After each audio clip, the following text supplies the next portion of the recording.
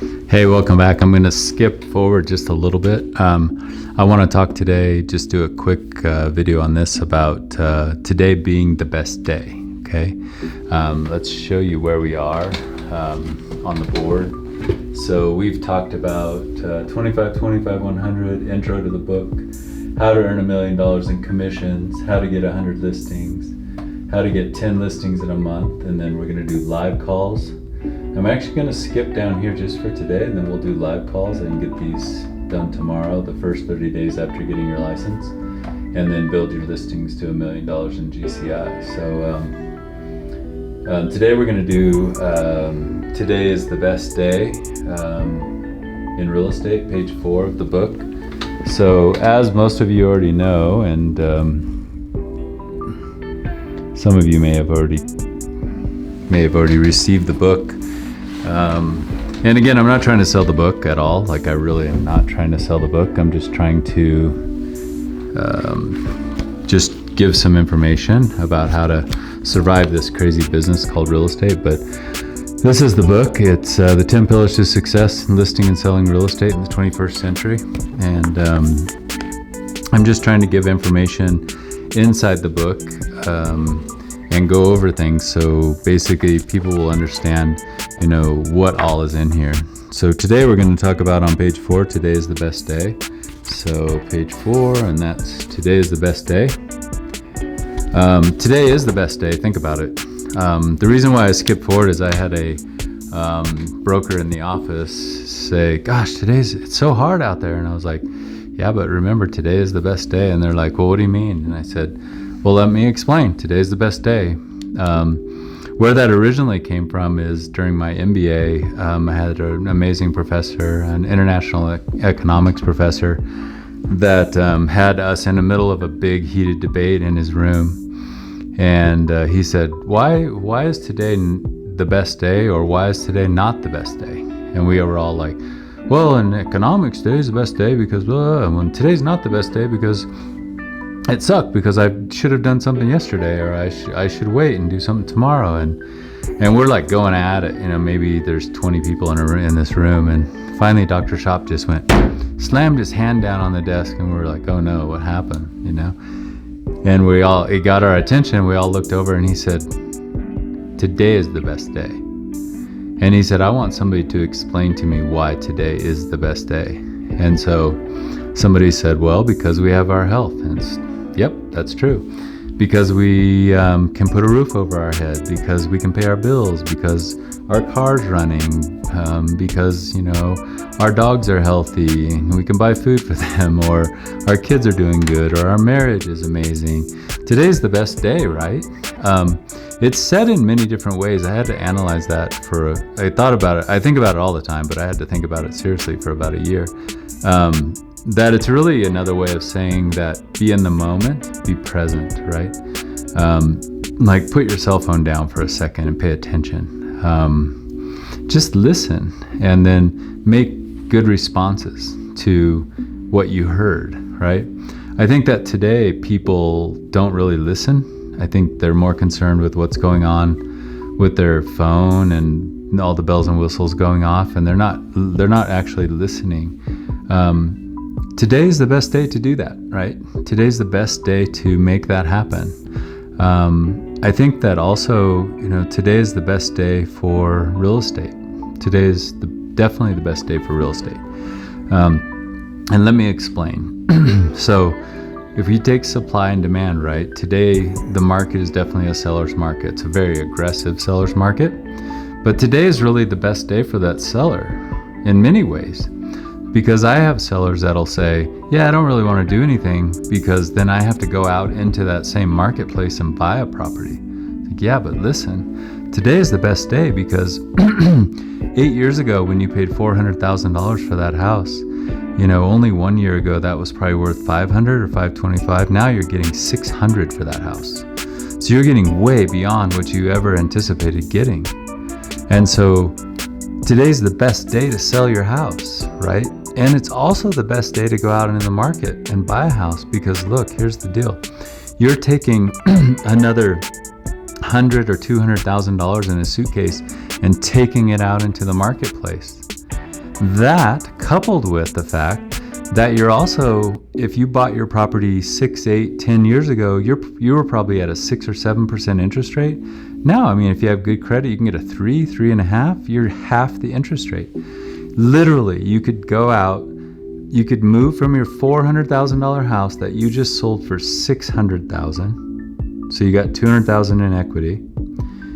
And whatever your house payment is at 7%, you could take that equity, go out into the marketplace and buy something for $750,000, put $100,000 down, and your mortgage is about the same because the interest rate is so much lower. So today is the best day. Today is absolutely 100% the best day, right? And so then a seller might say, and on the opposite end of the spectrum, right? If it's a depressed market. So, the seller might say, well, I don't want to sell right now because I'm not really going to get that much for my house. Well, yeah, you're only now getting $425,000 on your $400,000 house, but you're also going out into the market to buy something that's less, right? So today is the best day to do that. Today is the best day in real estate.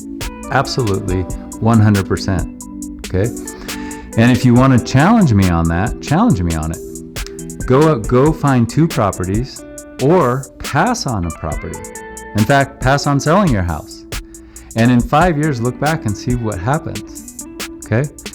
Because if you're gonna buy something, even if you don't have a property to sell, if you're thinking about buying something, today's the best day to do that. Yeah, the markets will change and all that, but usually in real estate, the markets change on a gradual slope, right? They don't just go like they did in 07, 08, 09, like they don't just fall off. That's unheard of. That's never happened in history. In 01, it had a little bit of a blip, but it still kept climbing. It flattened some on that curve, but it still kept climbing. Yeah, when we had the Great Recession, that happened. And I know lots of people still have a bitter taste in their mouth from that, but that's highly unlikely to happen again just because the inflation of things in our market and economics, back in 08, 09, the inflation wasn't happening at the same pace. Real estate was inflating at a rapid pace, and all of these consumer supplies were not. So, like the cost of clothes and the cost of cars wasn't inflating at the same pace. And so eventually, like the bottom just fell out of it. And of course, there were some regulation issues too. But right now you're seeing that, people have $1 trillion in equity now. People have $1 trillion in savings now. And inflation's happening at the same pace. So, the cost of clothing, the cost of lumber, the cost of materials, the cost of a camera, the cost of eyeglasses, all of those costs are increasing almost at the same pace as real estate.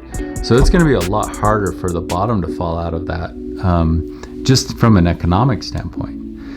That Great Recession is an anomaly. Like we'll never probably ever see that again. At least maybe not in our lifetimes. I don't know what regulations and stuff will happen, but even if the person has a house to sell, doesn't have a house to sell and they're looking to buy, today's the best day. And let me explain. If you go out and you're trying to buy a house and it's $400,000, and let's say you were looking at trying to stay under 4, so you looked at 350, 360, and you paid $400,000 for it. If you don't do that transaction, look back in 5 years from now and see what the value of that property is. I can almost 100% guarantee you it's going to be worth a lot more than $400,000, even at an inflated rate. Even if you thought it was $375 and paid $400, in 5 years that probably have 20% equity growth in that. I mean, of course I can't predict the future, but trust me, today is the best day. If you look back in 5 years and say, "Dang it, I shouldn't have fought so hard on that $25,000 or $30,000 extra. I should have just purchased that because dang, look where I would have been. I would have been $100,000 more, or I would have been $60,000." On the equity side up. Plus I own the property, right? So don't throw your money away. Just look at it as today's the best day. Engage in what the climate is giving you. So engage in where supply and demand is today. Just engage it, because it offsets, right? So you sell, you buy. You buy, you gain. Like, it offsets. Things will offset.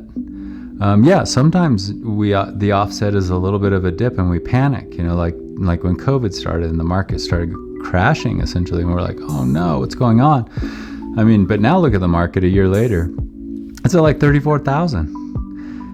It was struggling to stay around 24, 25,000. It's almost 10,000 more points in the stock market, in the Dow. So just think through things before you just make illogical decisions, really seriously. And tell your buyers and sellers, think through this. I have a buyer, I presented an offer today, didn't want to go more than 40,000 over. Okay, well, somebody's going to get that for 42,000 over. Do you want to look back in 5 years and miss that house?